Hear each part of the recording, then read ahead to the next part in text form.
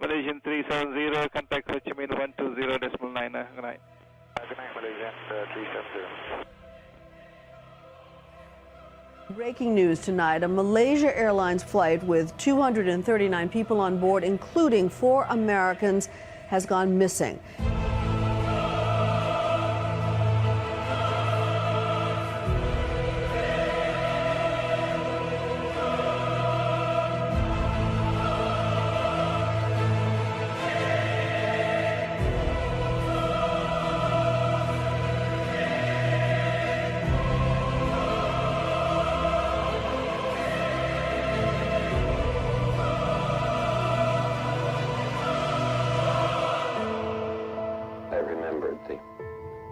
From the Hindu scripture, the Bhagavad Gita. Vishnu is trying to persuade the prince that he should do his duty, and to impress him takes on his multi-armed form and says, "Now I am become death, the destroyer of worlds."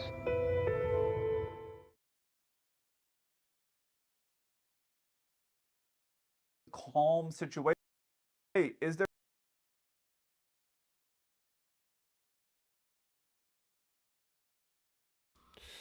Yo, what up, chat? How are we doing tonight? Hey, everybody. Hey, Kimberly. Hey, Jack. Hey, Jess. William, saw you there, buddy. Cypher, Billy, Dorian, Alex. Did I miss anybody? Bernie, what's up, bud? How you guys doing? Yeah, that opening's pretty epic. I was talking to, let's see, it was a Friday night. I went out to dinner with just my mom, actually. My dad stayed home. And she was telling me about the movie Oppenheimer. And I went, well, Oppenheimer is my intro to my stream every day. So that was pretty cool. We talked a little bit about science and stuff like that. Pretty sweet. Hey, Hermes, man. How's it going? Yeah, so let's see. What's been going on? Just kind of took it easy this weekend for the most part. You know, we had our kind of troll stream on Friday with TJ, which turned into, you know, what we would expect, which is this drama in the UFO community, which I'm sure you guys have seen a lot of. And so I just want to talk a little bit, very briefly, on some of that. I think that Keemstar is probably the best thing that's happened to the UFO community in maybe ever, but for a long time, right? That community needs somebody to come in who can just beat down the trolls, right? And beat them at their own game. And that's what he's doing. For a minute, I get a little bit worried about him, right? Because if this is a big disinformation campaign that these trolls are running, then Keemstar's a huge threat. He's a huge threat. So I'm appreciative of what he does, and his spaces are really good. So definitely going to try and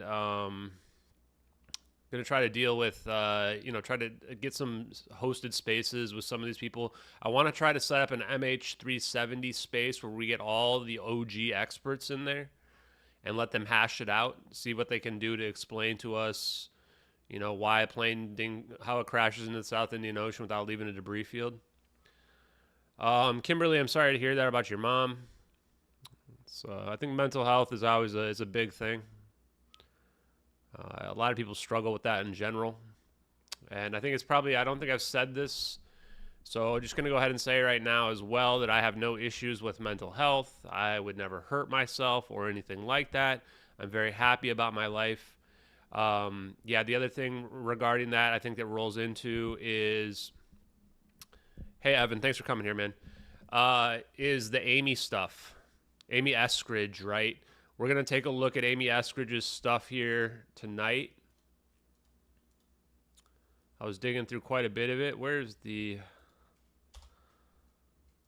is her PDF? I have it somewhere around here. We're going to look at her PDF tonight. I'm probably not going to do more stuff on Amy, because I want to be respectful to her family. And the reality is that the most likely scenario was that she was suicide. That's the reality of it. It's the most likely scenario.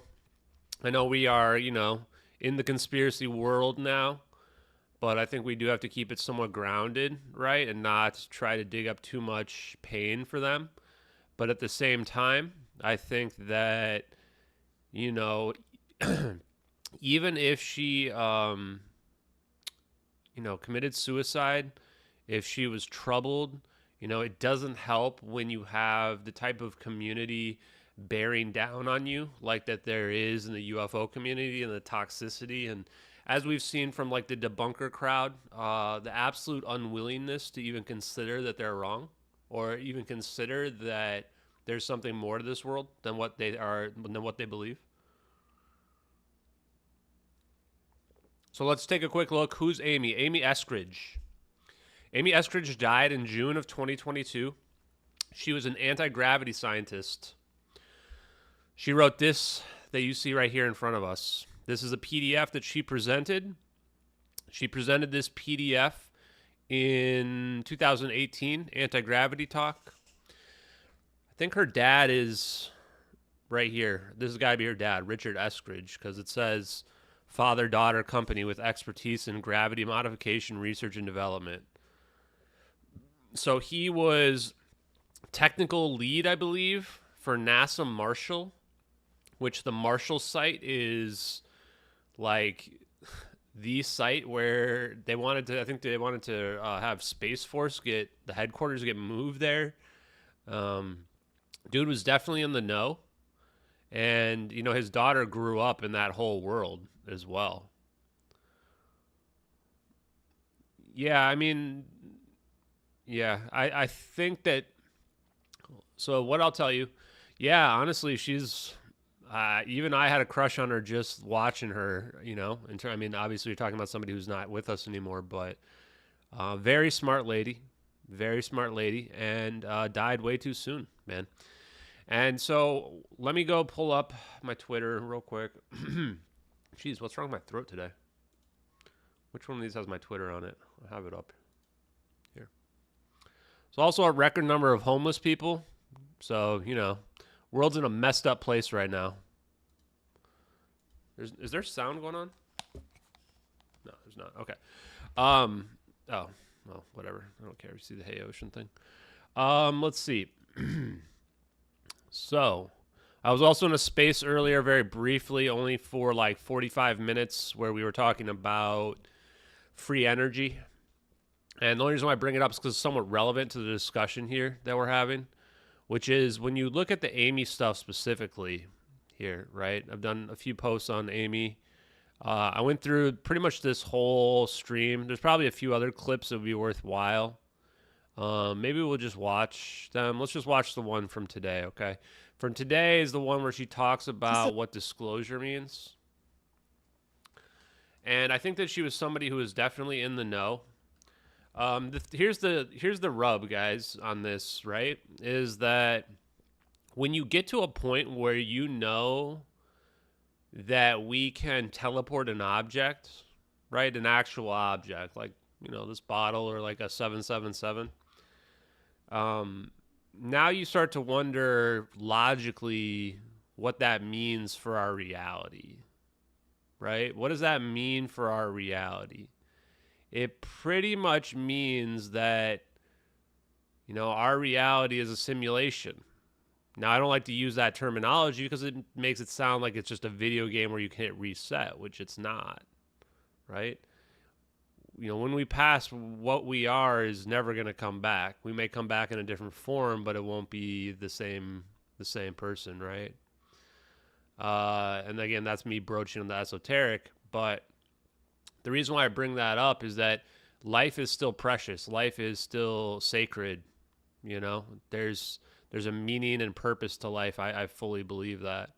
Yeah, holographic principle, right, is what we're talking about. But really what it means is there's a matrix, underlying matrix underneath this reality that we do not perceive, right? And now when you realize that that's the case, then the situation is that, well, where's the line between fiction and reality, right? Where is the line? It starts to get blurred. And I think that that's, personally, in my opinion, I think that's what happened to Amy, just from the little that I've seen from her. I'm not an expert on her, but, you know, she was talking about stuff like directed energy weapons being used on her and things like that. And it becomes a part where, like, you know, you don't know what they're capable of. You know, if you know that the government can teleport a plane, like, why can't they use an energy weapon on you? They probably can, right? And now I hope you guys understand my approach, because my approach is I don't give an F. I do not care at all, right? Bring it on. You want to zap me with an energy weapon? You want to, I don't know, use psychological warfare? Good luck. Don't miss. That's my approach, right? There is nothing in this world that can phase me. You can wheel out I told my mom this as well, is that I think that I'm a good person for disclosing this type of technology, assuming that it's real, because there's nothing that can phase me. You can send an army of trolls after me. It's not going to do anything. You can wheel out an alien body in front of me, and I won't even bat an eyelid. I'll just go, oh, that's cool. Is that ET? You could have a plane teleport. That's not going to phase me either. Nothing is going to. So that's the kind of resilience it takes to be in this game that we're all in right now. All of us are. You guys are in it too, right? The ontological shock in this situation is very real. Very real. We see the videos breaking the minds of people. I'm not going to do a troll hunt tonight, but if you want, go into this video that I made on this clip, right? And take a look at the comments in here. You're going to see that people are viscerally upset. They're actually driven to anger over something that has nothing to do with them. And that's the part that's a little bit concerning, because people talk about all kinds of weird stuff, right? Look at, like, what's that guy's name? Chris, the guy who's seeing the UFOs. Help me out, chat. I mean, we've got a guy who's summoning UFOs with his dad, right? And you don't have anybody going out there telling them they need to stop and stuff like that, right? You don't have people telling them, oh, it's all fake. I'm sure there's people are saying that it's fake, but it's much, much more esoteric than what we're disclosing. And yet, you don't see that same level of visceral anger, right? And I think that boils down to, because in the back of people's minds, when they look at these videos, they know what we're looking at here is real. Chris Bledsoe, thank you guys, the Bledsoes. Now, for our situation, they look at this and they go, yeah, okay, this is a little too real. It's a little too close to home, right? And it also implicates the U.S. government and all the media in lying about the plane. And so it's a lot of baggage along this, right? For the Bledsoes summoning UFOs or whatever, they were on Fox News yesterday or today or something like that, I saw, right? You don't see people getting viscerally angry at Chris Bledsoe. So that's just what you have to keep in mind. So that's what people like Amy are dealing with, guys. Doesn't surprise me that she would potentially be on opioids, you know, drinking. I think generally normies out there would be very surprised to find that a lot more people are doing drugs than they would think. That's my opinion from my limited time on this earth. And, you know, it doesn't make it right. I wish Amy was still here with us right now, because I think she was a brilliant mind. No doubt about it whatsoever. The thing I want you to take away from this conversation that I'm having right now is that everybody out there matters. And we need everyone. We need every brilliant mind that we have out there. And we need people to not give up. We really do. We need it. So let's check it out. So my vision of disclosure, I like the library thing, sending it to libraries on a certain day. So the first thing I noticed about this particular clip is that she thought she wanted to reveal this information open source. Oh, that was 4 months ago? Thanks, JK Philly fan. Appreciate you, bud. But still the point matters for the Bledsoes. Now, she wanted to disclose this information open source. She wanted to go to libraries. How awesome of an idea is that? Lead it to drop it off on libraries, right? I mean, I think that's an awesome idea. What Now, because what is she thinking there when you're thinking about dropping it off at libraries so that common people will see it? Common people, normal people, right? In the libraries. Now, does anyone really go to libraries? Not in my opinion, but, I'm sure there's some people that do. But that's just a great thought, right? Because she knows the media is never going to pick up her research on anti-gravity. She knows that. Because she knows how the inside of this intelligence game works. what I had sort of envisioned is I want to publish the paper on archive.com because you absolutely cannot publish this in a peer-reviewed journal because the peer review committee will laugh you out of there, but they'll send it to all of their friends. We need to. So that's just wild, right? She knows exactly how the science community works. This was, I think, in 2000 that this video was recorded. So this was like probably early COVID or something like that. She knew that the science community was full of crap. And she knew, remember what Salvatore Pais told us? This is, and the other thing I want to tell you guys, chat, right now, before we dig hard into the science, this community is a lot smaller than we think it is out there. This is not a huge sprawling community of hundreds of individuals. The number of individuals that are connected to this disclosure campaign and this science behind the scenes is probably dozens of scientists. Like a number where you can memorize them all. In fact, all the pieces are starting to get put together for me right now in terms of who the players are. And now for me, it's just a matter of like who's on what side. I want to know who's on what side. Which of these people are trying to disclose this information and which of these people are trying to suppress it and silence it. I really don't know at the moment. But I think it's actually a small number of people. And I think that if you watch closely and you pay attention to the presentations that are out there, that you will be able to figure out who they are, right? Pretty wild. Pretty wild. I mean, right off the bat, I want to tell you guys, I got in touch with Mark, who is the third person in this interview, and I got in touch with him weirdly the same way I got in touch with Dave, which was that I messaged somebody and went, who's the person in charge of this account? And it turns out it's Mark. And I'm like, wait, what? I'm like, you're the person on this account? Oh, yeah, this is my company, Falcon, whatever, right? And I started watching some clips, old clips of him going through his, their engineering space, their lab or whatever. And, you just see a lot of the same people, right? And with Dave, it was similar. I was messaging someone. I was like, oh, and he's like, oh, I'm Dave. I'm like, wait, what? It's pretty wild how everybody's kind of put together and connected, right?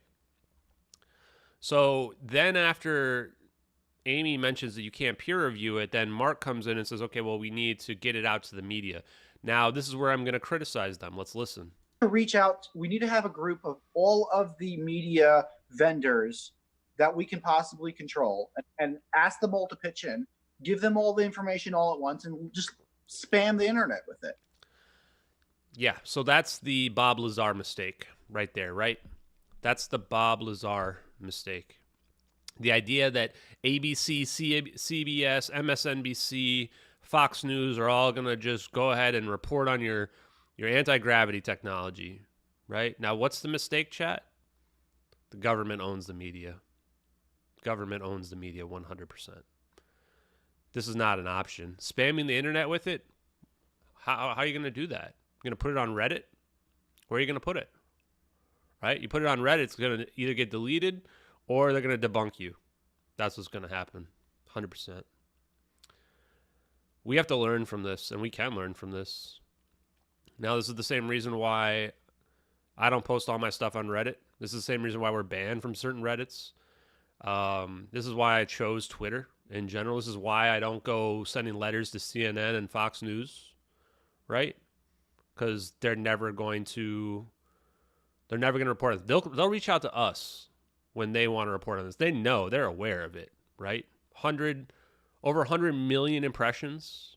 We might have hundreds of millions of impressions if you add up all the people like Kim.com and stuff like that. Hundreds of millions of impressions. The media knows about the MH370 videos. We know that. The government knows about it too, of course. So this was the mistake. We need partnerships well ahead of time. And Amy knows it right away, right? When she's talking about partnerships, what is she talking about there, chat? She's talking about the fact that we need people who trust us, believe us, who are not counterintelligence, who are not trying to suppress us. They need people that will report on the stuff accurately and fairly and not try to turn it into a joke, right? She gets it. When I watch this, 100% she gets it. Is she drunk? She might even be on drugs. I don't know. But it doesn't make what she's saying any less true. Period. Like, you can't be calling these people to be like, can I disclose UFOs tomorrow? You have to be like in talks with these people. Exactly, right? You can't call these people up and be like, can I disclose UFOs tomorrow? Precisely. That's not how it works. You don't just go, hey guys, I got this big story. Everybody blow up my story, right? And you know who else made that mistake? Me. Early on, I thought the media would do that. I thought the media would go, oh, these are two incredible videos of MH370 disappearing. Oh, we never really found the plane? This makes perfect sense. Did they do that? No, they did not. Nobody reached out. Not a single person, not even a journalist. The closest we got was we had Michael Schellenberger follow us for like a day or two and then walked away from it. He was reporting on UFOs and he walked away from it, right? It's just too big. Some of these stories are too big because they have too much implications, right? If this situation was, this is anti-gravity. This means that everybody's been lying to us and our government's been lying to us. It's huge. And so we need to pick, Mark and I have been talking about this already. We need to pick the most credible person we can possibly get who will publish it and talk about it on TV. And there you go. So what's the next view, right? What's the next move? The next move is you find the person with the most reach and you find the person with the most credibility. Who's that person? I was thinking Tucker Carlson. Couldn't agree more. In fact, that's one of the people that I was pinging when I was first breaking this story. Because Tucker Carlson has been reporting on UFOs. He was reporting on them back then as well. And, she understood what it really takes. Is you need somebody who's going to change people's minds. Somebody who's going to make them think twice, right? Pretty important. I totally agree. I hope Tucker Carlson looks at this. Because he is one, as far as I know, the only journalist on TV who talks about UFOs openly and doesn't make fun of them. He talks about them with sincerity. And he's been doing it for years. And what happened to him? He got canceled off of Fox News. He was their number one biggest audience grabber by a mile. And they fired him. In fact, I think not only did they fire him, they paid him to not work. I mean, it's pretty wild, man. Makes me wonder if what he was saying might have been partially linked to that. Now, have I seen the FOIA request by Adam Winters in response to her death? No, I have not. If you want to put that in my replies on Twitter or something like that, that would be helpful to take a look at. But I'm probably not going to go too much harder into the Amy Eskridge stuff unless I find some more credible evidence. What I'll say is I have seen some evidence that makes me believe that, at least her family, the public narrative out there is that she committed suicide. That's horrible. I don't think it changes anything about my posts. And I think that it means that, it's still just as serious a situation. Even if she was driven to this, or if there was foul play, either way, like the science community, the disclosure community lost somebody special for sure. So let's just do a quick moment of silence for Amy. I think she deserves it. We're going to do 10 seconds. So I'm going to start the clock.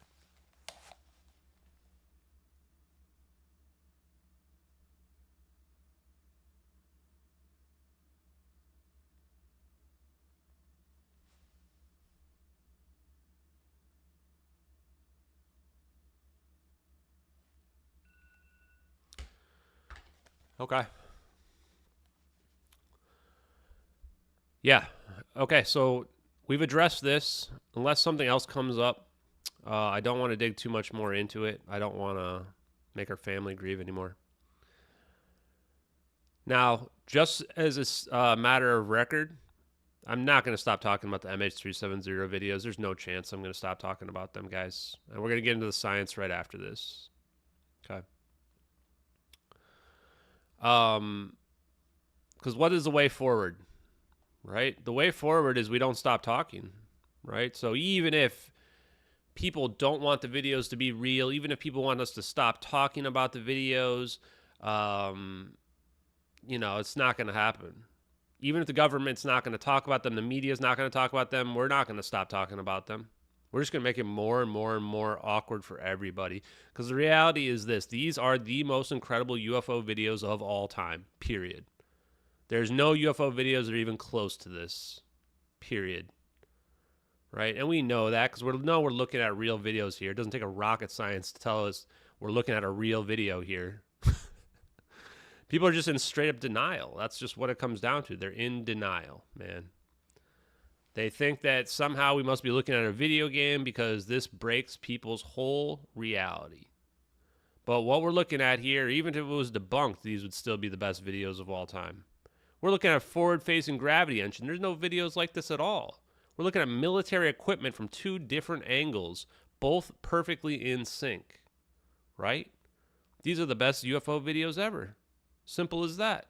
Of course, we're not going to stop talking about them. No one, that's never going to happen. Now, what do we do then? What do we do? Well, the answer is we force the U.S. government to make a statement on them. If somebody believes that these videos are fake, then there's no reason why they would be against the U.S. government making a statement about them, right, chat? Right. So that's my proposal. Force the U.S. government to issue a statement on the videos. The U.S. can claim that's not their MQ-1C Gray Eagle drone. That's not the fate of MH370, to which they've rejected every single FOIA for the interest of national security, national defense.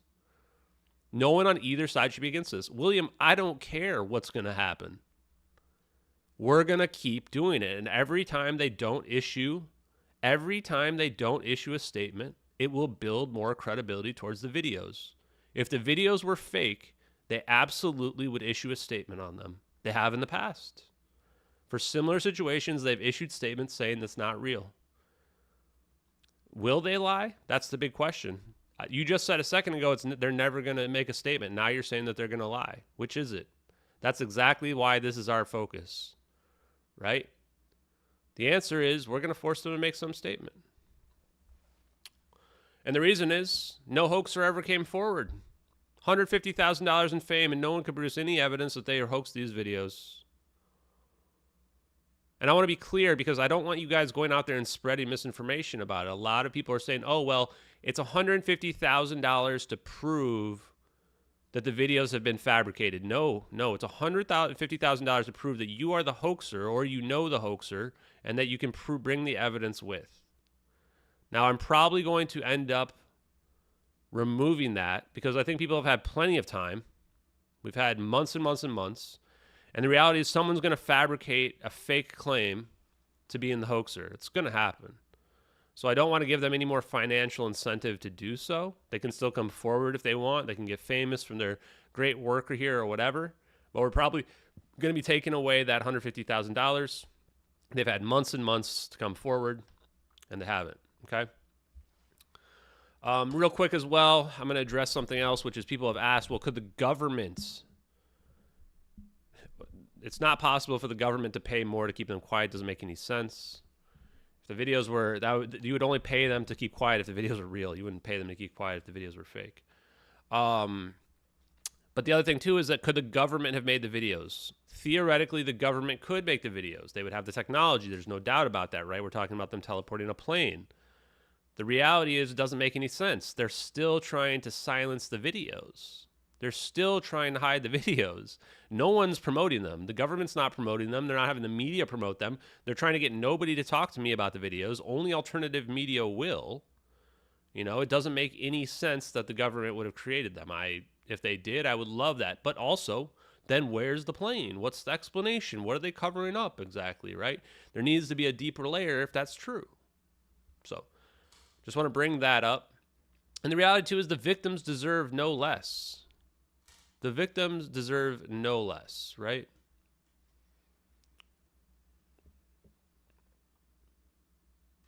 Okay. Any other follow-ups on that? Take it easy, Evan. Appreciate you, buddy. We're going to go into some science now, I think. Okay, let's take a look at some of Amy's science. Let's close out of this for now.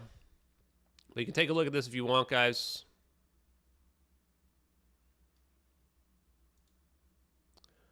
We'll come back to this. We might take a look at some of the science related to the fire scenario.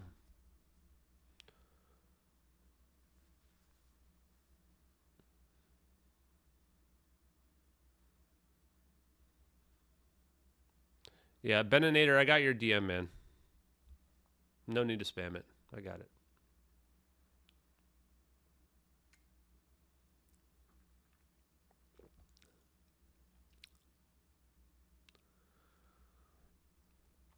What do you mean? How can there be any... Krishley TV says, if they wanted to cover it up, why aren't they being more proactive about it? What makes you think they aren't? How more proactive could they be? What would you think they should do? More than they've done. They may have fabricated a whole fake debunk with cloud pictures. That's pretty proactive. They haven't allowed the media to report on it at all. They've made no statements about the videos at all. I disagree with William. I don't think that they can lie. If they have somebody go on TV and say that the videos are not real and they get proven to be real, that person could be sued. They might go to prison. Who's going to take the job if I'm going to go and lie in front of national television? Right? The thing about government you have to realize is there's rules. That's all government is rules. And there's policies and there's procedures that they have to follow. When you understand the government from that perspective, you understand how the government works. Now, sometimes those rules and policies are stupid. Sometimes they're deceptive. But putting somebody up on the spot and making them lie on television is incriminating, criminally incriminating. Don't gaslight me, Krishley. Don't tell me. I think I can speak for myself. You know, I can speak for myself. I don't need people telling me what I do or don't believe or what I have and have not accepted. I can speak for myself on that front. With their resources, they could silence you in your live streams. How are they going to do that? How are they going to silence me? What are they going to do? They're going to delete my live streams? What would that do? I think you got to think a little bit more connivingly. If the CIA killed me, if they made it so that I can't post on my live streams, how does that silence anything? It does the exact opposite. Right? It does the exact opposite. A lot of my following are conspiracy theorists. If I were to go missing, it's going to become Amy Eskridge times 1,000,000. Right? Part of the reason why I'm not that afraid. The other part of the reason why I'm not afraid is because I don't give a shit. But that's one of the main reasons. Anyway, I don't want to digress too much. Let's take a look at Amy's presentation here, because I think this is a very interesting presentation. Yeah, so Alex, I think, has a good point. I get the sense that people are knowledgeable and NDA protected. I suspect that many cannot speak about it, cannot legally speak of it. Now, one thing that we just learned as well is that we learned about special access programs. I didn't really understand them that well. Special access programs are apparently above top secret. Above top secret, right? And now if it's above top secret, I wonder if even Congress can access it. Like, there's top secret with compartmentalized access, and that's probably the compartmentalized access part is when you have access to special access programs.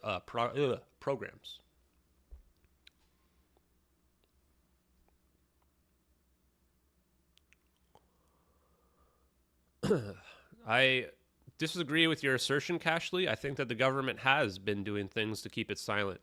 I think that they've sent out their army of debunkers and their trolls.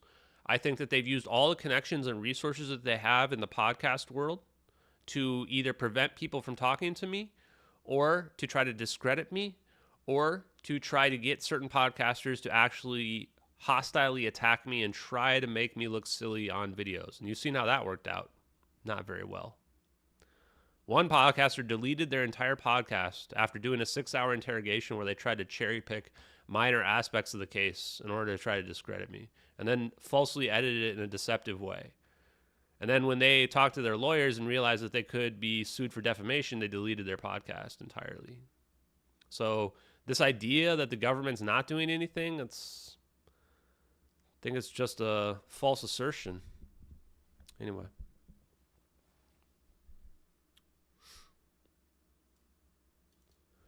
One last thing I want to say on that front before we get into the science is take a look at the Debunker subreddit. Go take a look at it. There are multiple people who are spending every hour of the day, all day long, full-time jobs, and on the weekends, trying to convince people not to look into the videos and that the videos are not real. Full-time jobs, multiple of them. In fact, there's almost, if I had to guess, I was thinking about this the other night, I'd guess there's the equivalent of 10 FTEs. They call that full-time employment. 10 FTEs on that subreddit alone. Either people who have no jobs whatsoever, and they're out there just trying to convince other people that videos are fake out of the good of their heart or whatever weird psychotic reasons, or they're being directed to do it. Whatever it is, you've got essentially the equivalent of 10 full-time employees sitting there on that subreddit all day long, every day. Any post that comes up, within seconds, they're already replying. Just keep that in mind. They have a dedicated Discord where they coordinate with one another. It's extremely coordinated. Look at the Wikipedia thing from the debunkers recently, how they're editing Wikipedia posts. Look at Dom Lucre's replies about how there are people now in the community notes who are community noting 70 community notes per day. That's not even a reasonable number of people you can do, right? So there absolutely are people who, I don't know what the division between people who are just robots and, their just worldview is so threatened they feel the need to play this savior role versus how many of them are actually being directed by the government, but there's probably a mix. And then what do I think about Punjabi Batman? Let's answer a few questions, I guess, since people want to know. I think Punjabi Batman has a great heart. I think that Punjabi Batman is somebody that knows there's more going on, that may even have connections to know there's more going on, but he doesn't have the inside information, right? And so he's just doing his best to try to, prove whatever he can. I don't agree with everything that he posts. I probably agree with like 50 to 75% of it, if I'm being honest. But I think that the fact that he's been banned like 3 times from Reddit is extremely telling. As far as I know, he hasn't violated any rules whatsoever, right? And so anybody who tries to solve the case gets banned from trying to solve the case. That's what you should be looking into.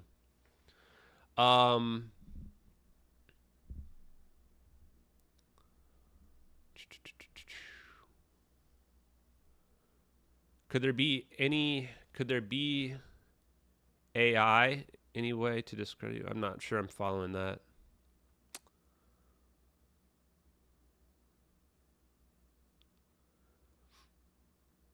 I don't trust anybody, if you want to know the truth. I don't trust anyone. Reality is Punjabi Batman doesn't even come to my DMs on Reddit that often compared to other people. I got people, all kinds of people every day. Like probably over 20 messages a day on Twitter. Some of them are very, very long. I can't get to all of them. I don't have time. But lots of people, I don't trust anyone that's out there. I come to my own conclusions. I look at the analysis and the evidence, and I report on whatever I think is credible related to the case. That's the truth of it. And so even going back to the Mick West post, which, okay, I know we're getting sidetracked here, but one last one. Is people get invested in a certain belief set, and it becomes difficult to get out of that. Now, of course, people are going to say, well, Mick, you believe in things as well, so don't you have that issue? Well, yeah, maybe so. He almost had a moment of self-realization there. Mick West did. He almost realized that he was talking about himself there for a second. I've never seen anyone in the debunking community more delusional than Mick West is, ever in my whole life. I constantly question my own beliefs every single day related to the case. And why am I dedicated? It's not because they've been debunked. It's the opposite. It's because literally no one has addressed the evidence at all. Certainly not Mick West. He just talks past other people, cherry picks what he thinks, and then moves on, right? He's literally guilty of the exact thing he's talking about in those videos. Like, he gets a certain mindset that nothing can be real. This is exactly how it is. Whatever he sees can't be real. That's his first bias right away, is that he sees a video, but this must not be real. How am I going to come up with a way to claim that it's not real? That's literally what Mick West does. Like, not disparaging, that's just exactly what he does, right? And then he never considers the thought that he might be wrong. In fact, I don't think there's ever been a video that Mick West has ever looked at in his whole life that he didn't think he could debunk, ever in his whole life. Even after he was told the DoD videos were real, the DoD Navy videos were proven real, proved him wrong, he didn't admit he was wrong ever, and instead still tried to debunk them. That's not somebody who's honest in any way, shape, or form. He's a nut job, just literal nut job, right? No, he says he's not a paid operative, right? And there's only one other possibility. He's just mentally unwell. Like, he thinks that everything must have a plain Jane explanation for it, right? Nothing can be phenomenal or exceptional, and the worst part is he just doesn't understand science either, right? It's like, maybe if you tried to actually understand science instead of just being like, well, CNN told me that's not possible, so I'm just going to go ahead and try to debunk that and find a cherry pick way to cherry pick it. It's like, this is the problem with the debunkers, man. Like, they think that everybody else is crazy or whatever, but it's actually just them. It's just them who are the ones who are crazy. Anyway.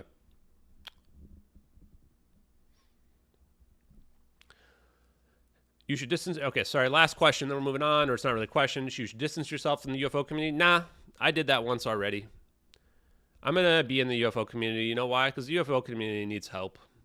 UFO community needs somebody who's gonna come into it and say, you know what? I don't believe in every esoteric thing that's out there, but I do know that there is something to this. That's what they need.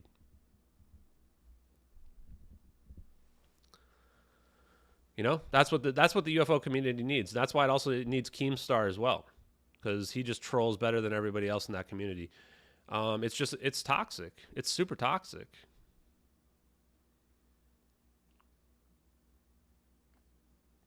Okay, you guys ready for some science? So I'll still answer questions that are in there, but let's keep going. William, one piece of advice for you, William.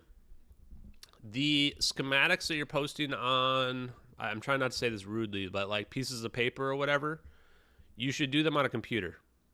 You'll get a lot more attention if you do them on a computer. I know it's probably a big learning curve to, move it over to a computer, but when you draw it on a piece of paper, it doesn't have the right, it's not getting the traction that you want.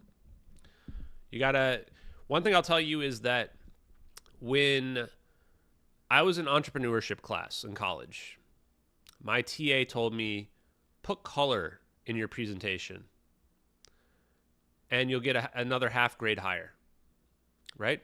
Just put color in it. Now, does it have to make sense? Does that, from a logical perspective, should I have to put color in my presentation? No, I shouldn't, but it does increase your grade by half.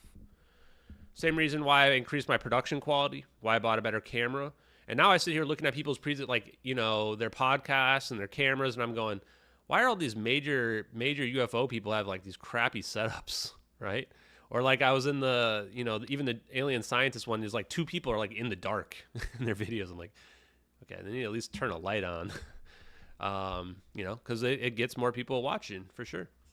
Okay, so I went through this whole presentation with Amy already, and the thing that I realized about it is that it's kind of like a history lesson. Like, she definitely understands the history of anti-gravity research, and that's why I think it's important, is this will be a good history lesson for us, and then we can dig into a little bit more some videos or anything that people want to present or want us to watch, and then I think we'll close it down after that. Okay.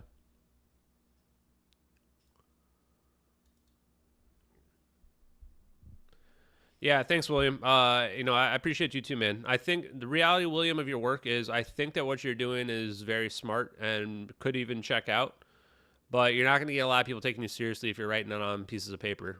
Like, you gotta step it up. That's my opinion. But I think I think that you're a smart guy, and you probably know what you're doing. I mean, I'm not a PhD, but looks smart. Okay. Anti-gravity and gravity. Gravity is a fundamental force that has been responsible for interactions which occur because of mass between particles, between aggregations of matter, such as stars and planets, and between particles, such as photons and aggregations of matter.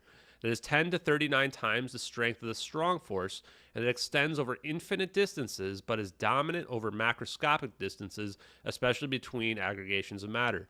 Anti-gravity, then, is reducing, canceling, or protecting against the effect of gravity. So we probably need a better explanation and definition of anti-gravity. I guess I don't need this. Because anti-gravity makes it sound like you're negating gravity, but really it's just that we are getting rid of the force related to gravity, right?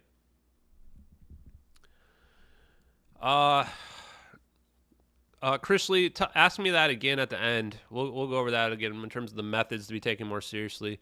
In general, the reality is, yeah, distancing yourself from the woo is, of course, important, especially when you're already talking about something that's too incredible. People ask me constantly, I guess we're going to talk about it now, why are you not, can you look into remote viewing? What was the other one that people were asking me today?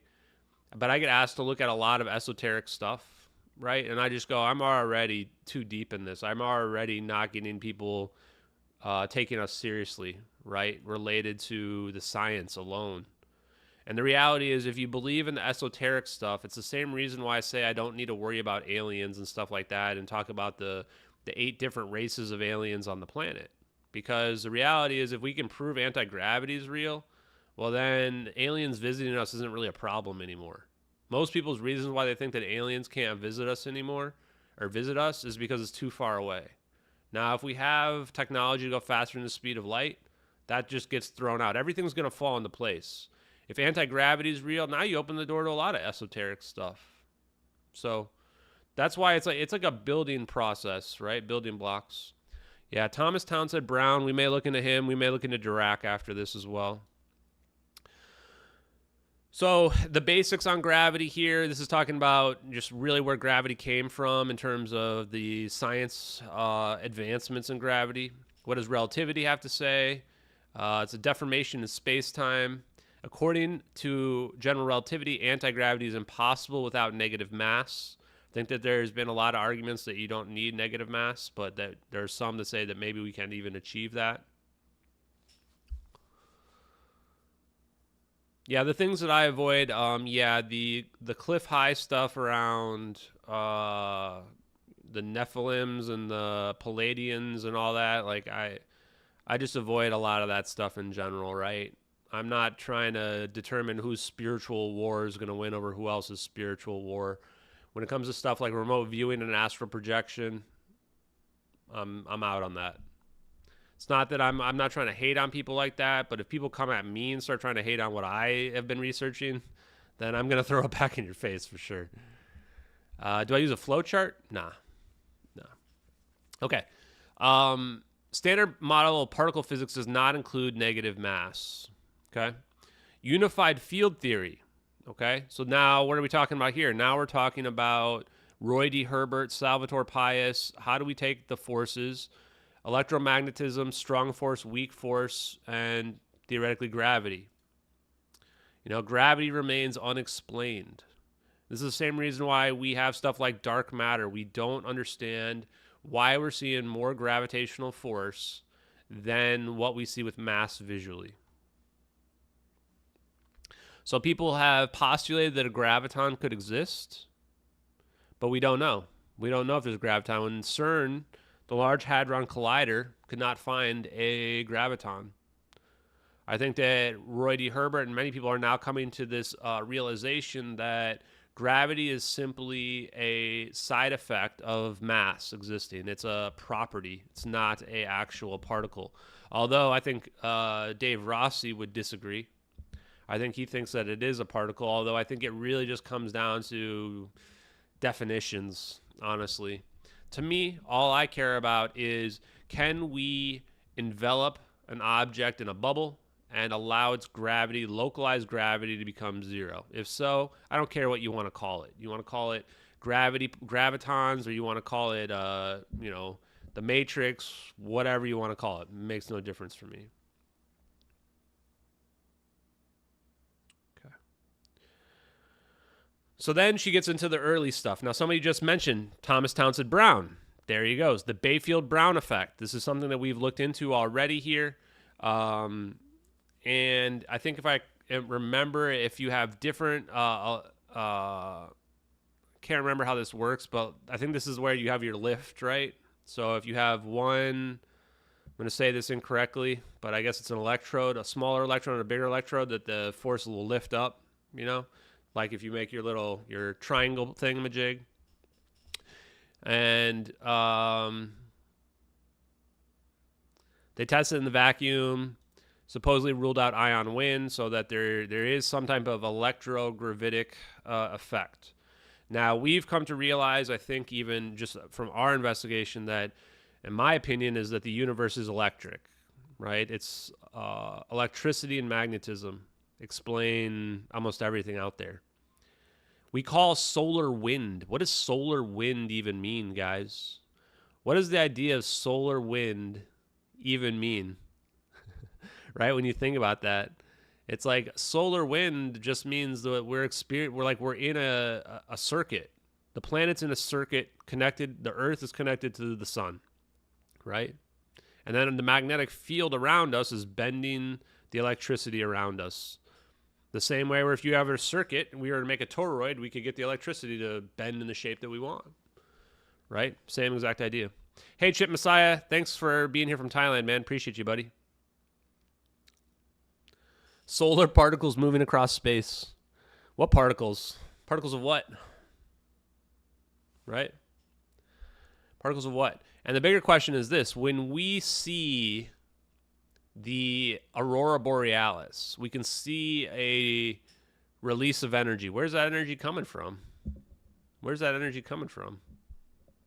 I think it's a good thought.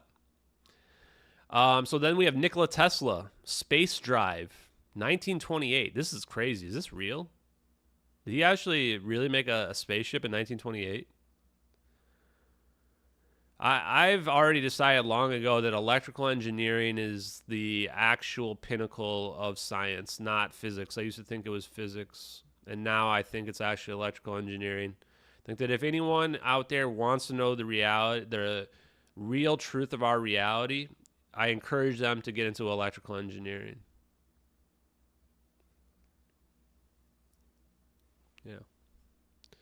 Yeah, planets look like atoms. So does solar systems. I mean, I think that what Roy D. Herbert tells us is that scale doesn't matter, right? What matters are the properties. The properties will denote the behavior. So that's why you can get a neutron star to act the same way as an atom. And when I was talking to Roy D. Herbert about this idea that a neutron star is moving super fast, well, that it's like being on the cutting edge where a neutron star is about to turn into a black hole. If the neutron star is spinning really fast, its time is moving really fast. But then the moment it gets too much mass and becomes a black hole, now its time is going to slow down.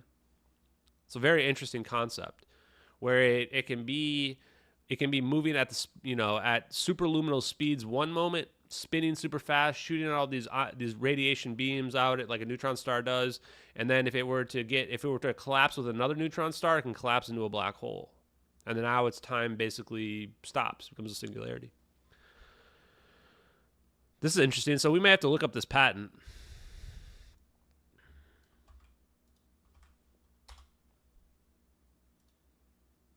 Oh, apparatus for aerial transportation. Wow. It is real.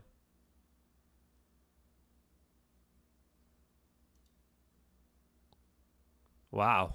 Wow, chat. Wait, when was the Wright brothers? 1910?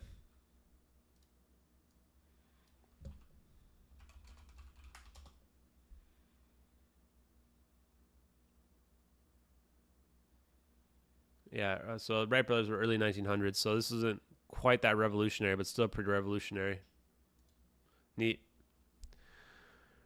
Electropulsation. I mean, Tesla definitely had figured some stuff out. I think that it really does go all the way back to Tesla.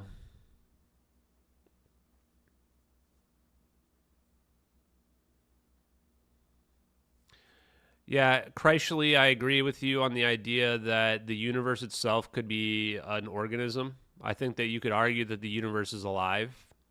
I think you could even argue that the double slit experiment proves the universe is alive.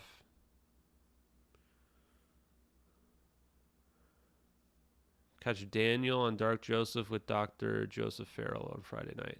No, I didn't see that, Dark Journalist. If you want to post any relevant thoughts from it in the chat, I can address anything I see on there.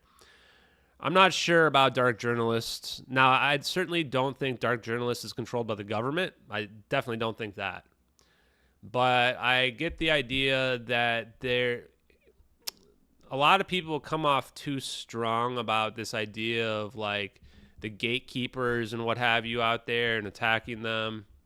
I think that Dark Journalists attacking Chris Mellon, too far.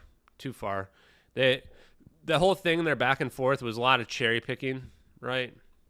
People are trying to hate on Chris Mellon because there's a UFO picture in the background during one of his presentations. Too much. If you're going to attack somebody, you need to make sure it's important. Solidify it. Not just factual, but important. And same thing where, honestly, my one criticism of Jeremy Reese is that, attacking Corbell and Bob Lazar over and over and over again, not a good look, right? And yes, you can say, okay, well, I'll change my mind if new information comes out. Well, if that's your viewpoint, then you shouldn't be attacking anybody. Let people say and believe whatever the hell they want. Who cares, right? I think that it's a lot more credible when you do your own thing and you push out your own thing out there.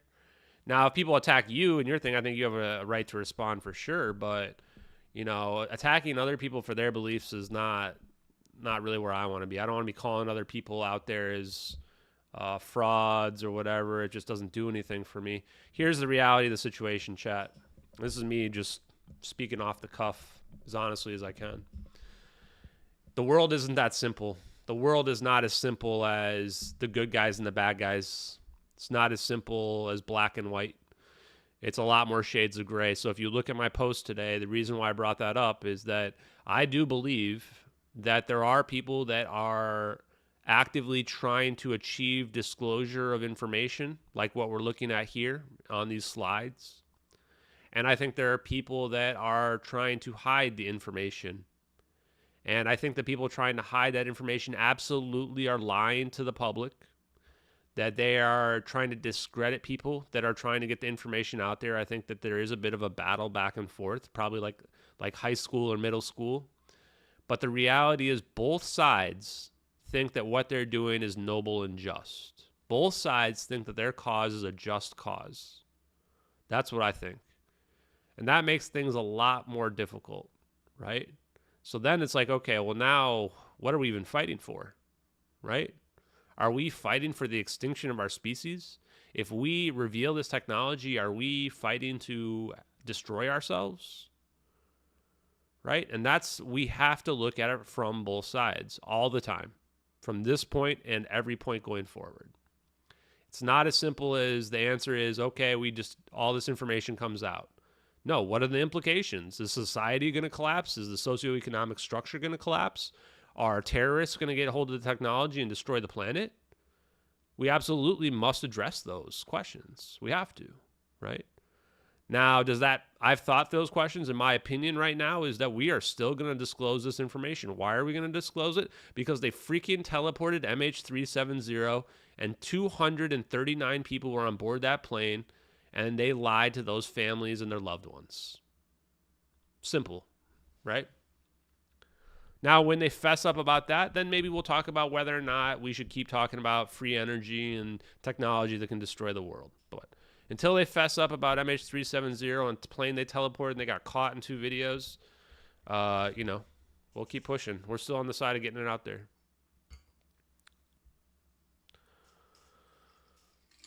Makes it pretty simple though, right, chat?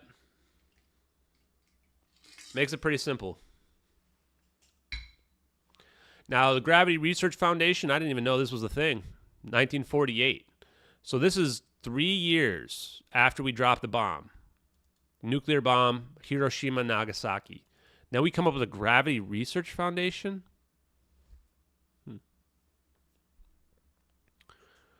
So also keep in mind that what are we reading right now, guys? Why are we reading this? The answer is because A, one person died, maybe killed herself or was silenced over this information, and she was working with her dad to develop this. And her dad was a very, very connected scientist, right? It's no surprise that she got into anti-gravity, right? I mean, we can put 2 and 2 together here. Her dad was researching anti-gravity, and he helped her come up with this whole list of the history of anti-gravity research, right? Kimberly James brings up a good point. We don't even understand our cell phones. I think it's a good example. We know how complicated this device is right here. It's an extremely complicated device. I couldn't build this device. It's extremely complicated, right? There's a lot of stuff that we use every day that we have no idea how it really works, right? Now, you might say, I'm an electrical engineer. I know how it works. Well, great. Then I hope you can also understand anti-gravity.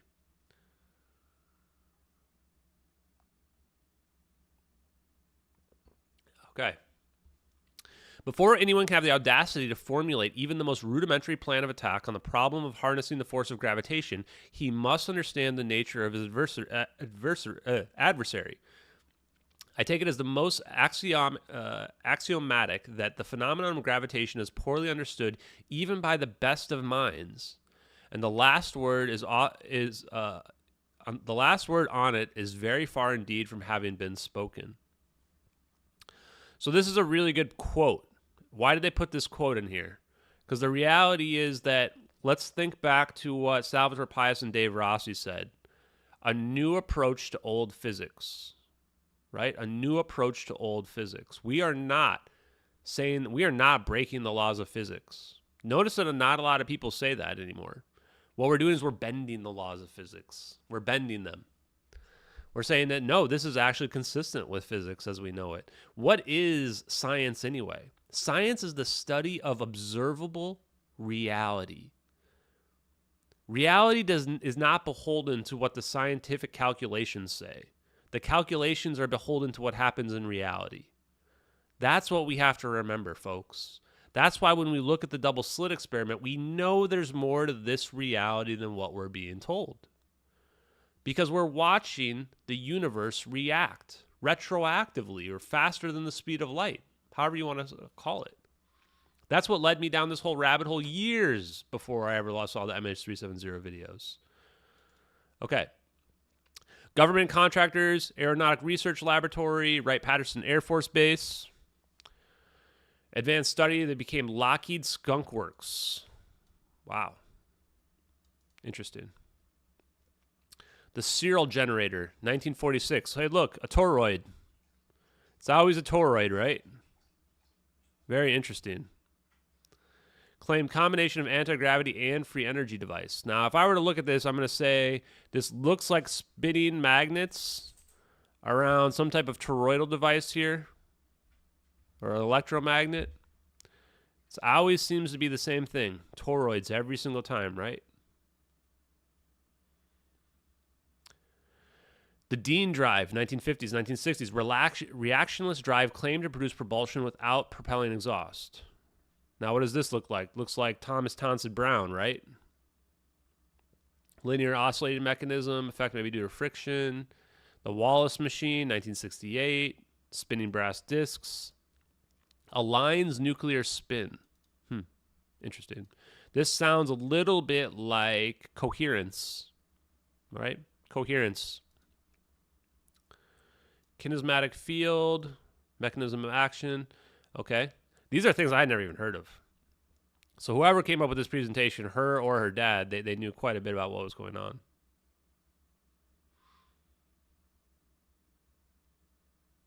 Okay. Lathe-wise gyroscopes. How funny would it be if there was just a literal MH370 image in here? Lathwise gyroscopes. For a second when I saw the blue, I went, wait a minute, what? Eric Lathwise invented maglev hypothesis. Rotating spinning disk creates a force of orthogonal to both spin and direction. Claims mechanical kinetic forces can cause weight change. That's pretty interesting. The rapidly spinning inner wheel will maintain its direction in space if the outer framework changes.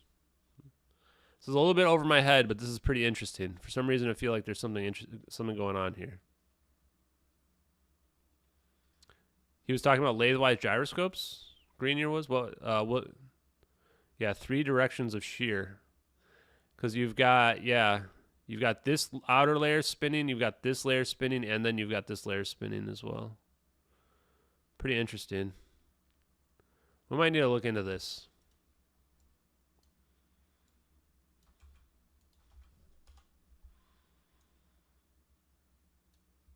We might come back to that. Pretty interesting.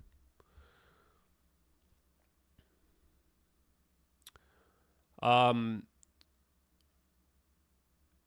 don't know if you say your name Kreishley or Krishley TV. What are the implications does the particles both exhibiting the wave and particle-like behavior have for the footage? The answer is that if you can rebuild the wave function, then you can teleport a macro scale object. If you can scale it up, right? If you can reverse that functionality. Or, we don't even know what's causing it, right? The way that I look at the double slit experiment is like Roy D. Herbert looks at it, where you're breaking out the cheat codes. You're looking at the top layer of a computer program, what the very first rule is. And when you look at that computer program and you work your way up to the top, all of a sudden you get to a point now where you're cheating. You're breaking through the underlying framework of the reality. If we can create quantum entanglement and we can have 2 objects infinitely far apart, and if I change one of them, the other one instantaneously changes in the same way or a detectable way where information can be traveled, now we're teleporting information. And when you think about what the universe is in general, energy is equivalent to matter. E equals mc squared. So why would we not be able to teleport matter? Theoretically, there doesn't seem to be any reason why there should not be a unification theory that allows macroscale objects to function the same way that a quantum object functions.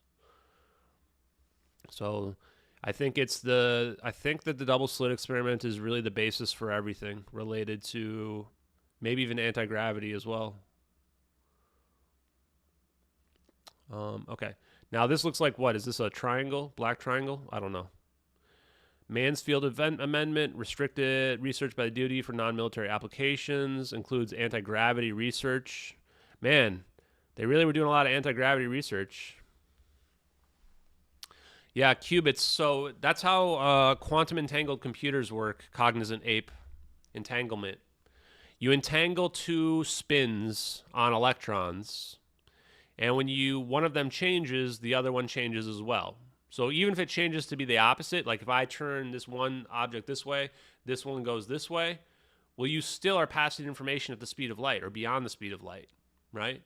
If from a very, very far distance, if one outcome is dependent upon another, now if I flip this one to the left and this one turns to the right, now I've passed information faster than the speed of light. Quantum entanglement, non-locality, quantum teleportation. And what we found out is it gets weirder than that. We can pass full sets of information, and the information does not get distorted, does not get scattered when it shows up on the other side. So it's like if I were to take, let's say I were to draw a picture, right? So I'll pull up my paint real quick. I want to show you guys something, because this is ER equals EPR. Okay. Okay. God dang it.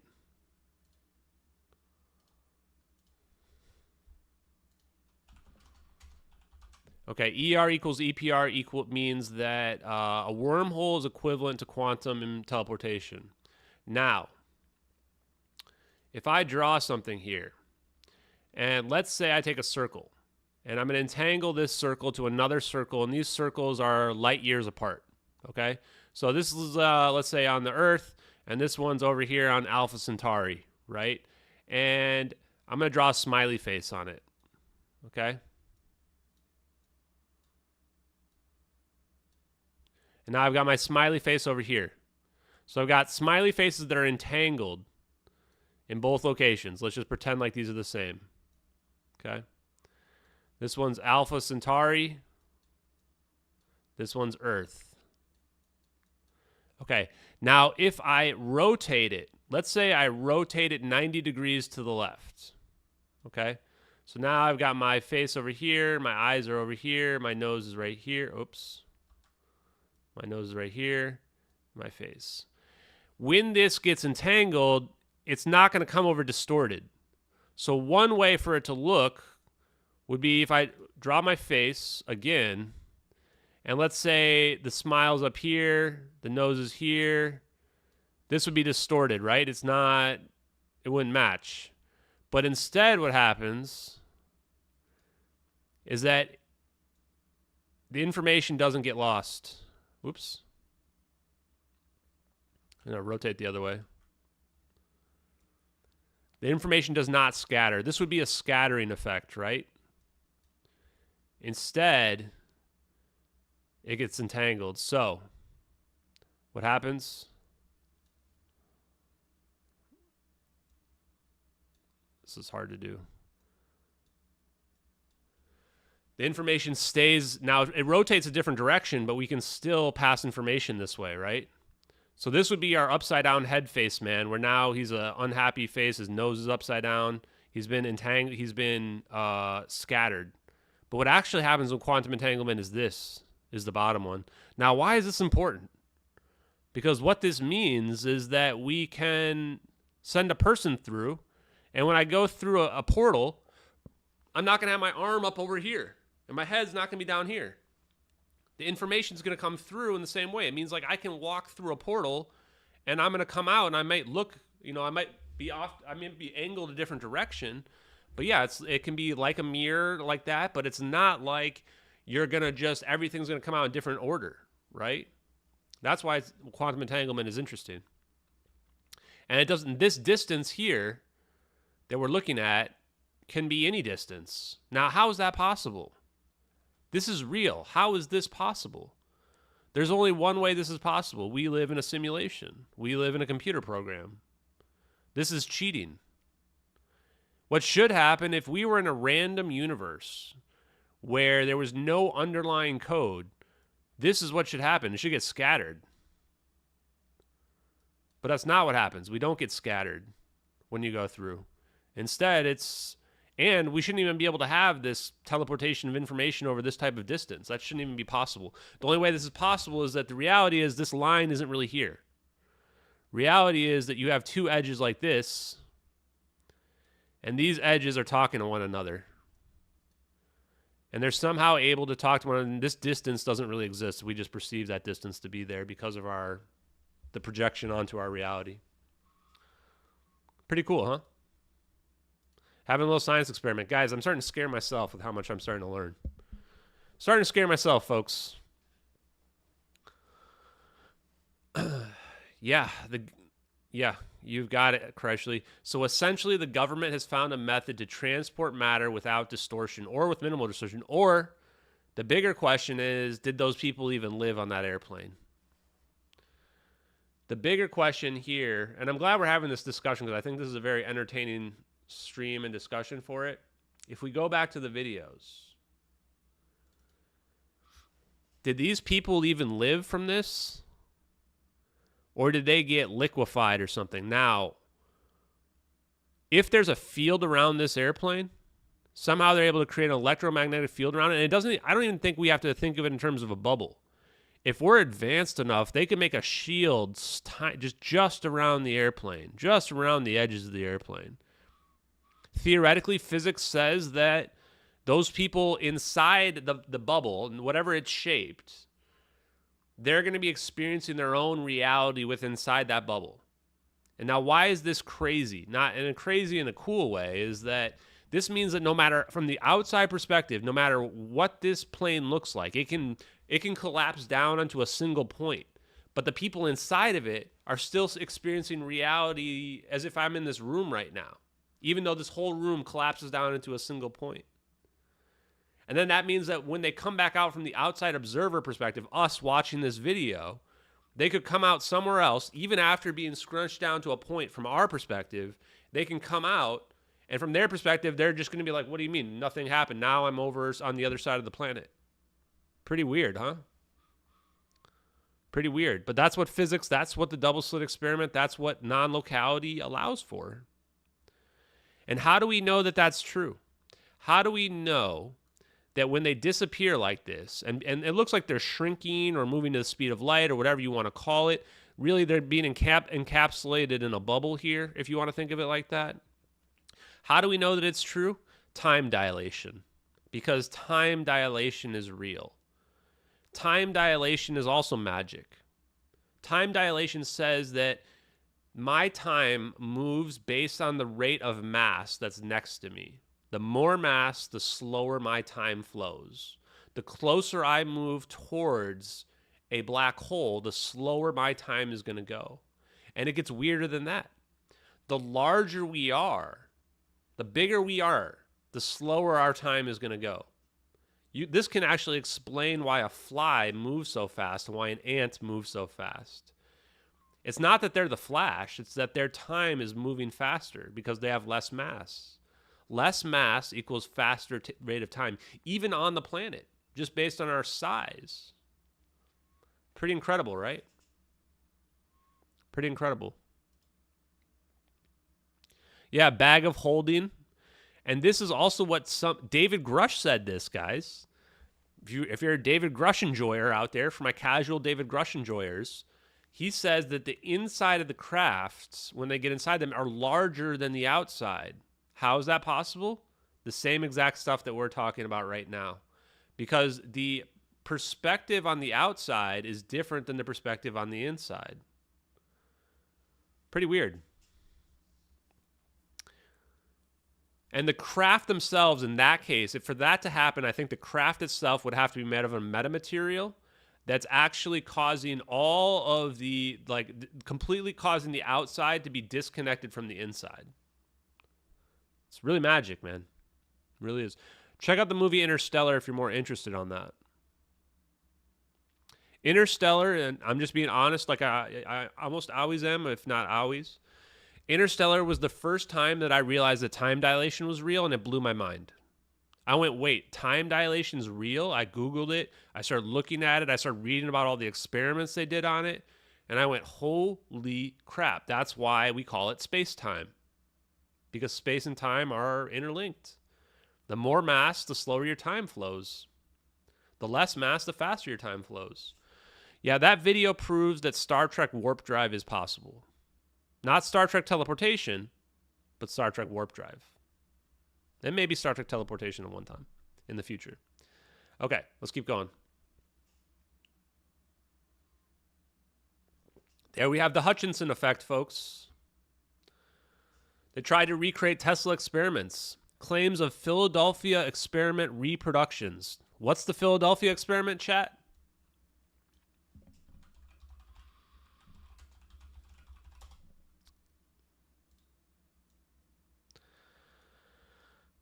Philadelphia experiment is when they literally teleported a whole ship. Now, when I first thought about the Philadelphia experiment years ago, I thought that they were making it invisible. No.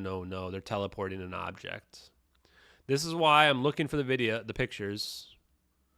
This is what we're afraid of, right? If we don't do it right, then you scatter your image. If your image gets scattered, now this is what's going to happen. This is the concern right here. Because how do you control and make sure that the whole object stays outside in a bubble, in a localized vacuum that is separated from the rest of reality? If you don't do that correctly, this is what you would expect, right? It's going to get it's going to get messed up. It's going to get scattered. And now here's where you can, I don't know what this is supposed to show, but I think this shows the straight up teleportation and breakdown of matter right here. Similar to Bob Greenyer.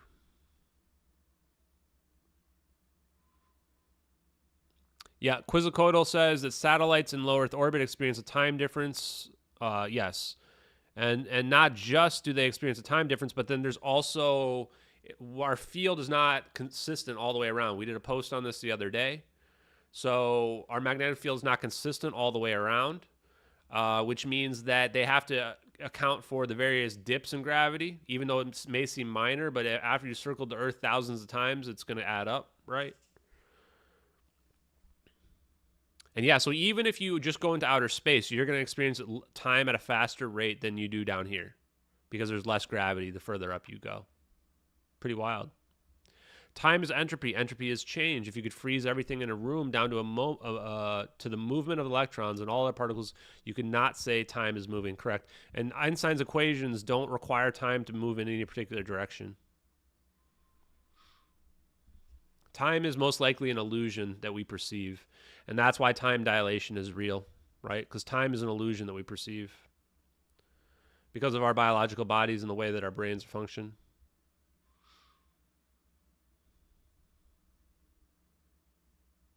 Okay. So Hutchinson, now look at what we're looking at here. The Woodward effect, Mach effect. We might have to look at this one. This is Alcubierre drive right here. This is Star Trek Next Generation.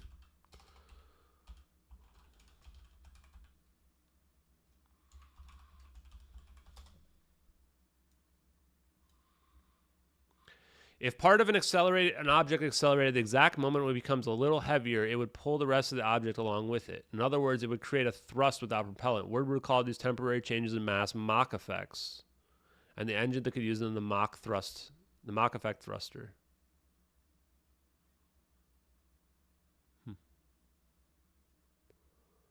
Wow. I wonder if there's any good videos on this. I mean, we can actually just watch them, but... Whoa. 917, James Woodward, the Mach effect? Wait, what? Wow. Welcome to APAC. That's Tim Ventura. This corporation, you'll know what he's up to. Okay. Next slide, please. Wait, the distribution of matter of the cosmos was the reason why objects have inertia. It's not something that's... Is he still alive? We'll come back to that. Okay. Theorized to enable warp drive, what we're talking about, via large negative mass warping space-time. Large negative mass and small point theorized to create stable traversable wormholes. Stable traversable wormholes. Alcubierre drive. Alcubierre drive.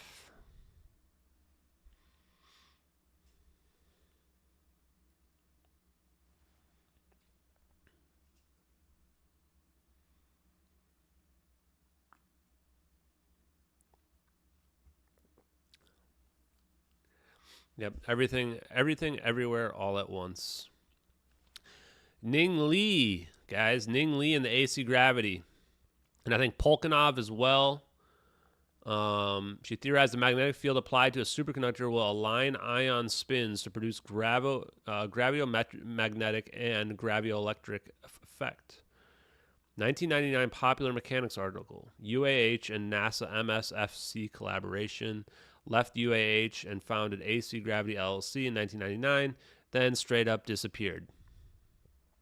She straight up disappeared. And then she died in like 2022. Pretty wild. Why do I recognize this guy?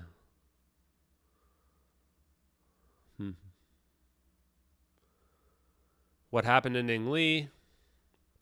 She disappears. So this would have been 2012. The Polkinov effect, so same deal. Rotating superconductor produces gravity shielding effect. So guys, I've been sitting here talking about superconductors. You want to know why superconductors are important? Because we've got two scientific experiments by two different people that both believe that they create anti-gravitational forces using spinning superconductors. Two of them. There you go. And how?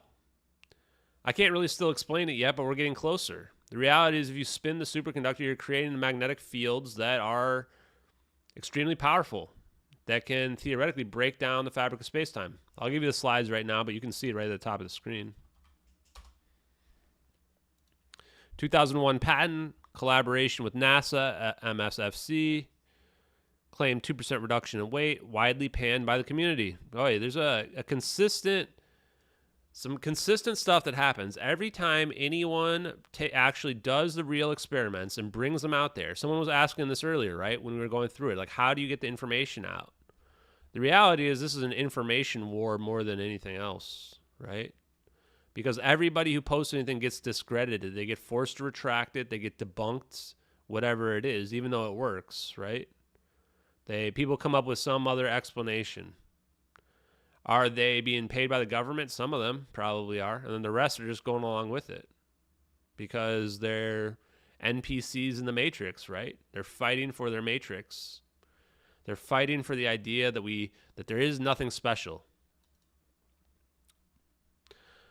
Okay, Tor, Jose Vargas, Tamir Dada, gravity beam generator, work at the University of Southern Carolina, creation of an inhomogeneous electric field with 2 asymmetrical Hall concurrent electrodes, experimental quantum gravity, website still online, Tor present work unclear.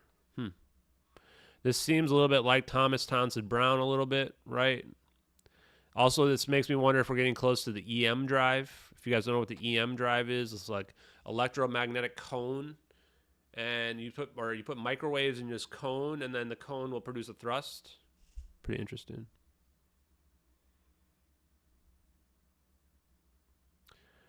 Lee, Tor, Polkinov, Modanasi panning. What is this? Popular Mechanics article is no longer available. That's interesting. Douglas Tor's University of Southern Carolina research paper never made public. Polkinov ousted by the university in 1997 of Tampere, how do you say that? Giovanni Moldavsky, Wikipedia page deleted. Here you guys go. What happens to the scientific researchers? I wonder if these were the 4 that she was talking about who have already produced anti-gravity. Could even be more than this, guys. I think that the very moment that room temperature superconductors are admitted to being real, which I think that we're on the verge of it. I don't know if it's going to happen this year, but the more that we have videos, which I'll show right now, I'm going to collect every single video. And by the way, anyone who's out there who finds videos like this, send them over to me. I want floating rocks. Send me every floating rock that you find. Room temperature superconductivity will break open anti-gravity. Anti-gravity is coming with this. Because look at what we're looking at here. We're looking at a rock floating suspended in space. Not just floating, but they're moving the magnet around to the side and the rock is staying in the same spot. I mean, the moment we see more stuff like this, anti-gravity technology is coming with, folks. Here's another. I mean, look at this flux pinning on this thing. Look at that. That's a magnet. That's a neodymium magnet. It's floating on the top of it with nothing else. There's no,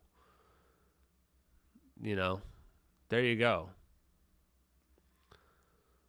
And the reason is that superconductors are creating magnetic fields that can cancel out a super powerful magnet with no energy being inputted whatsoever. It's going to change our whole world. It's going to change everything. Anti-gravity is coming out with it, guaranteed. And why? Well, we just looked at 2 experiments that use superconductors. Now imagine this superconductor gravity shielding that only produces 2%. Now imagine that they don't need to cool it with liquid nitrogen. They don't need to cool these superconductors. They can just use room temperature superconductors for this experiment. Yeah, you're going to see some magic. What do I think about Planck time? I haven't really looked into it too much. If we're talking about Planck time, we're talking about what the the tiniest scales of time when we're talking about the beginning of the universe. Reality is I don't even believe in the Big Bang, really. I think the Big Bang might be bullshit, too. I think that the Big Bang, I think that we misinterpret. So just for people's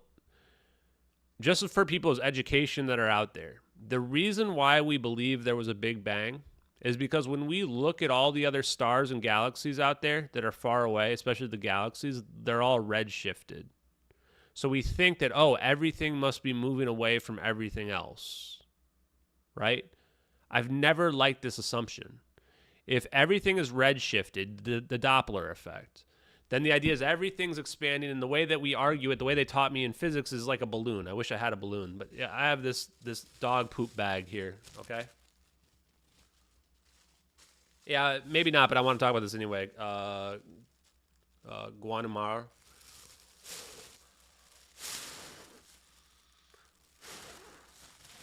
So when you blow this up, right, it goes from being a small thing to a large thing.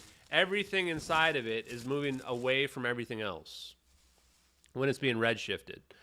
And I never liked that idea because it felt like it was everything moving away from everything else is a little bit too weird for me, right? I think that the better explanation is that light is losing some of its energy as it goes through space, and it's becoming redshifted for another reason. Now, if light is somehow being bent or losing some of its energy and becoming redshifted like that, now everything doesn't need to be moving away from everything else. And if that's the case, now we don't need the Big Bang to explain our universe. I think our universe is infinite. I think the most logical explanation is that our universe is infinite. That's just my opinion, though. Okay.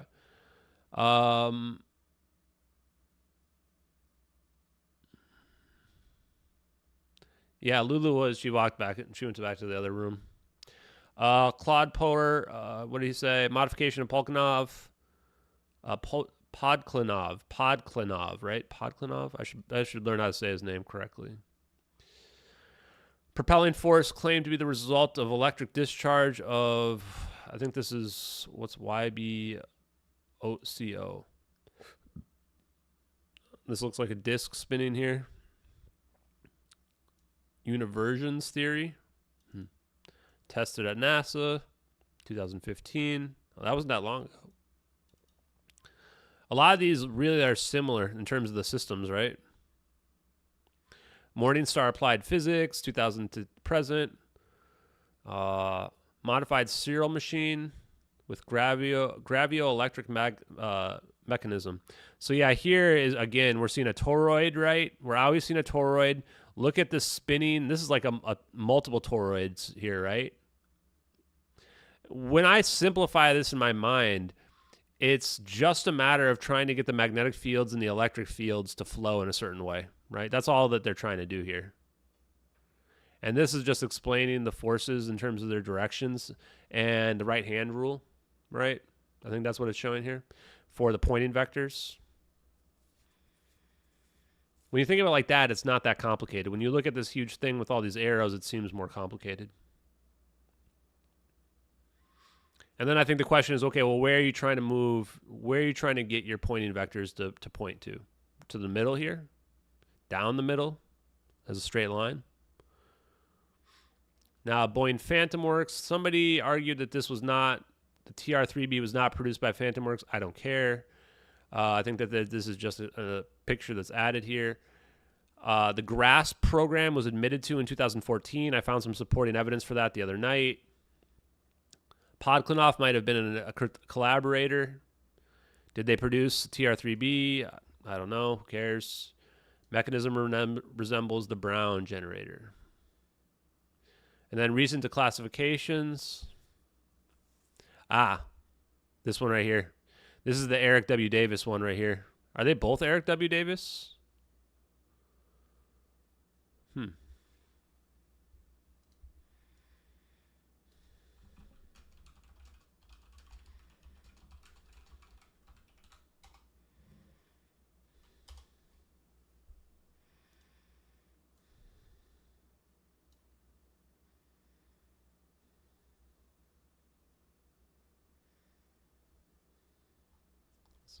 Wow, the authors are classified on this?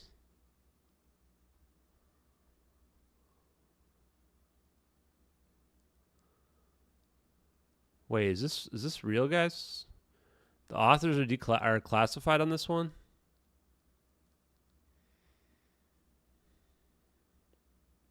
Well, I know what I'm reading tonight. Guys, highly recommend we read these. When the DoD is declassifying warp engines, we probably should be paying attention. And it's got all the right buzzwords. Casimir effect, extra dimensions, dark energy is a higher dimensional artifact. Okay, I like that. Warp drive and higher dimensional manipulation.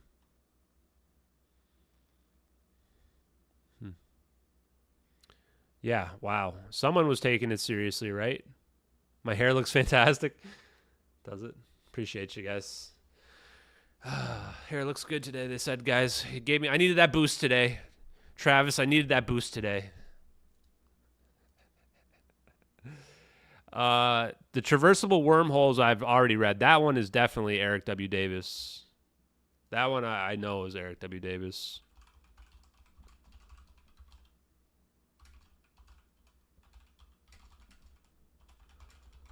At least I think it. Let's just double check.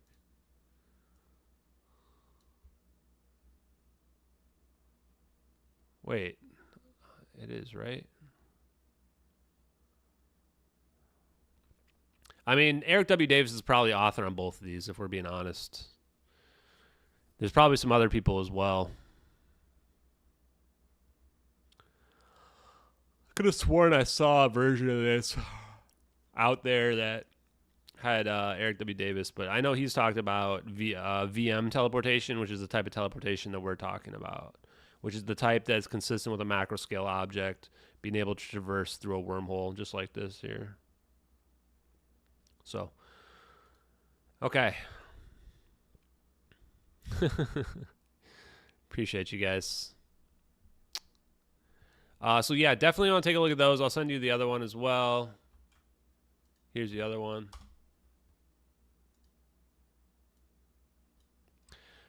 Just in the sake of time tonight, since it's already getting pretty late, we're probably just going to finish this up. I'll give you guys that homework. Maybe we'll take a look at these declassified papers, and then we can do a follow-up maybe even tomorrow.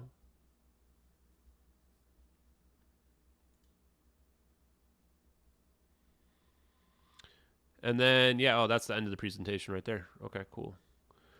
So let's just skip through some of this. I'm not going to watch this whole thing.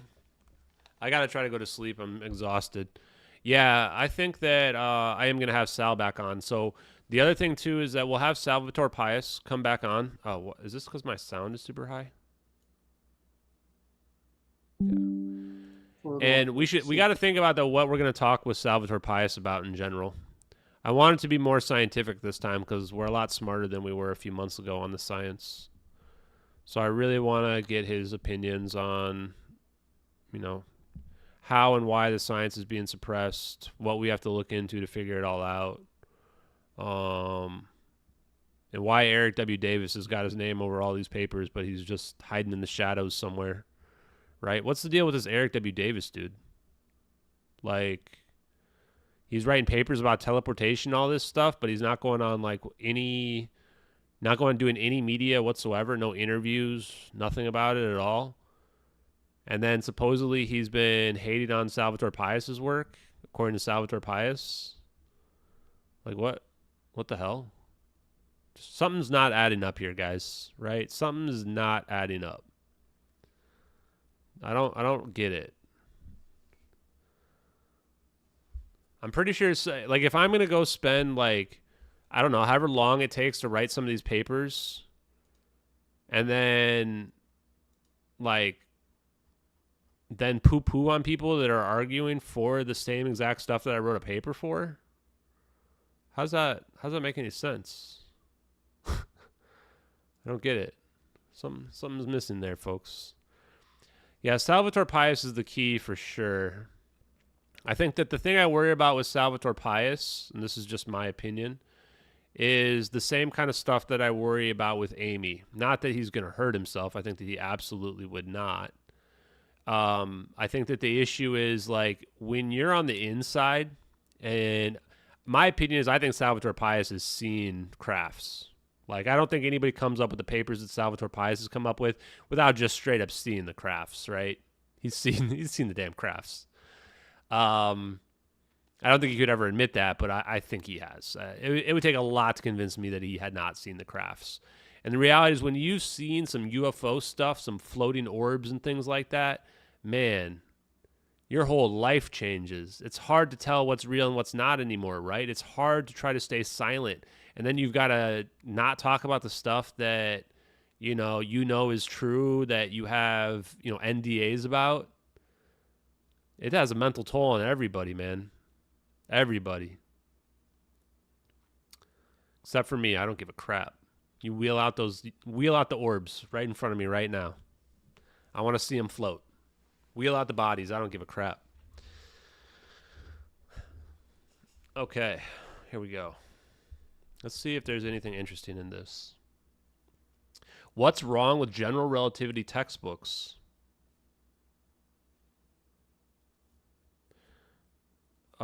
C squared. So this would be E equals MC squared. Not sure. This is something to do with E equals MC squared here. The rubber sheet wouldn't act this way without being stretched.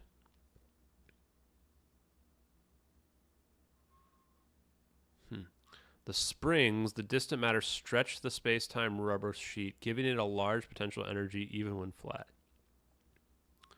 Why is flat space-time always taken as Minkowski space in general relativity? Is not. Special relativity has no gravity. The local potential has the universe distant matter and potential in there too. And when you put something down... Oh, there he is. Damn. Could he make this video screen any smaller? That's about as small as someone can make that. Holy crap. Look at this on the side, on the right, chat. Something about this right here is very interesting. I think, and again, I'm the kind of person that I don't have the science background. I just try to understand things in layman's terms. When I look at it here, I think that they're saying if this represents space-time right here, that just the fact that it can bend means there's a potential there. Yeah. The enormous potential energy that flattens space-time in the cosmic scale is not the end of the story. The cosmic gravitational field also induces inertia and inertial reaction forces. The gravitational induction, reminds me of Ken Wheeler, of inertial forces is not widely accepted in general relativity community, but Einstein was convinced that it is true. Can anyone tell me what this symbol is here and what this means? Potential due to the matter density that's uniformly distributed throughout cosmic space-time. That potential is exactly equal to the square of the speed of light. Oh, the potential of all the matter that is spread out through all of space-time. Got it. Spatial flatness in general relativity cosmology is obtained because this phi equals speed of light squared, and both are locally measured invariants. So when or wherever the space-time can be constructed to be essentially flat, the speed of light and gravitational potential have their invariant values, but their derivatives need not necessarily vanish. How does this help? Consider the relativistic Newtonian approximation to the general relativity as written by George Lukács. God, can anyone just have a normal name that I can pronounce correctly in the early 1950s? Okay. Okay, we're going to skip ahead through some of this. We'll see if we can get some spice. The Mach effect equation. Okay, too much numbers for me. You guys know I hate math. Storing electrical energy in a capacitor equals MC squared. Yep.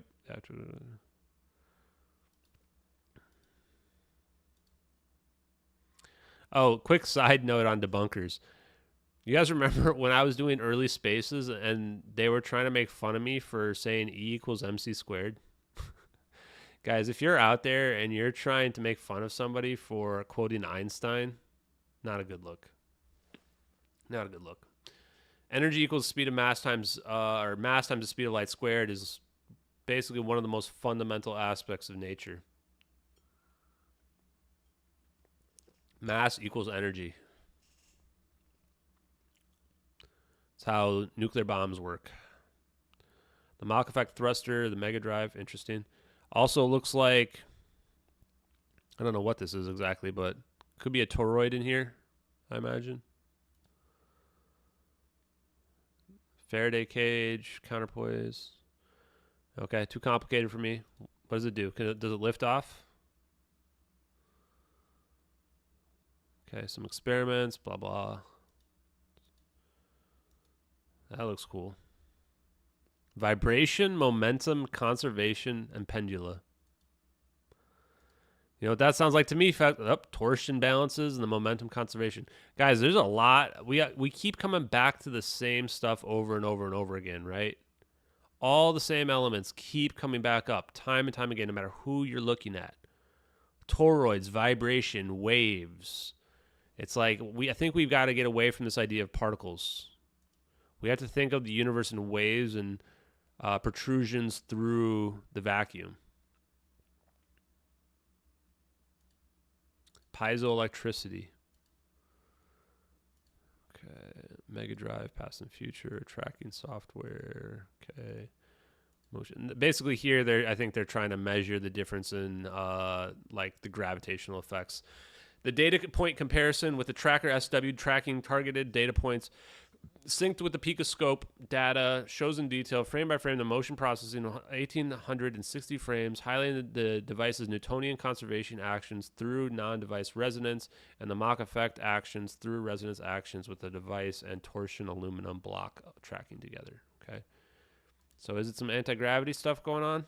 Presumably. Whatever it is, looks pretty damn cool. So maybe if we were to have to create a device, this looks like what we'd have to do, huh? Pretty complicated. Hopefully we get there to understand this. I just want to see the floating orbs, you know? Okay, let's look and see who we've got hanging around here. Who is in this?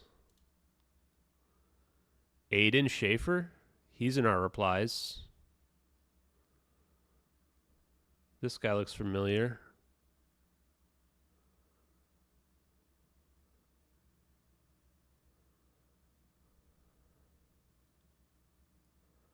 I wonder if David is David Rossi. I guess this would be before his time. 2017, he was 25. This was 6 years ago. He'd have been 19. Maybe.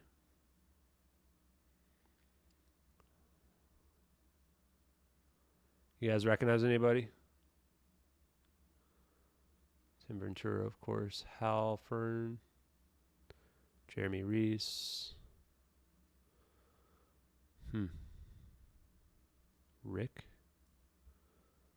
Jeff Reiner. I feel like it's important to start remembering some of these people's names.